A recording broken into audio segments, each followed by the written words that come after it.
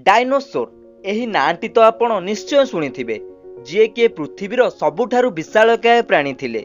आज एही भली किछि अजଣା तथ्य विषय रे आस जानिबा।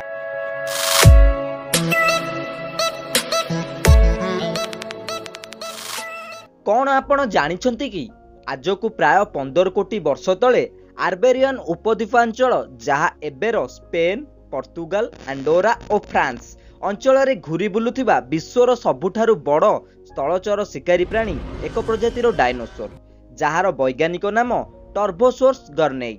एहार सत्यता हैला किछि वर्ष तले पर्तुगाल रो राजधानी लिस्बन रो उत्तर रे सेही भयंकर प्राणीर अवशेष आविष्कृत होइथिला। उत्तर अमेरिका रे विचरण करुथिबा तोरोसार्स टानेरी प्रजातिर डायनोसोर सह एमानंकर आकार और प्रकृतिगत सामंजस्य थिला।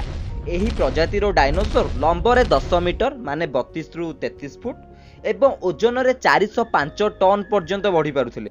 एही डायनोसोर मानक दांतर लंब 10 सेंटीमीटर थिला एवं एहा ब्लेड परी धारुआ थिला। एही डायनोसोर मानक खपुरीर लंब प्राय 115 सेंटीमीटर। सेमाने खाद्य रूप में अन्य सबु प्रकार डायनोसोर मानकु मारी खाउथिले। एहा दुनियार सबुठारु भयंकर स्थलचर प्राणी थिले। नेक्स्ट एपिसोड रे केउ टॉपिक विषय रे सुनिबा को चाहउछंती प्लीज कमेंट करंतु। एही वीडियो को लाइक शेयर एवं सब्सक्राइब करंतु। जय जगन्नाथ, जय हिंद।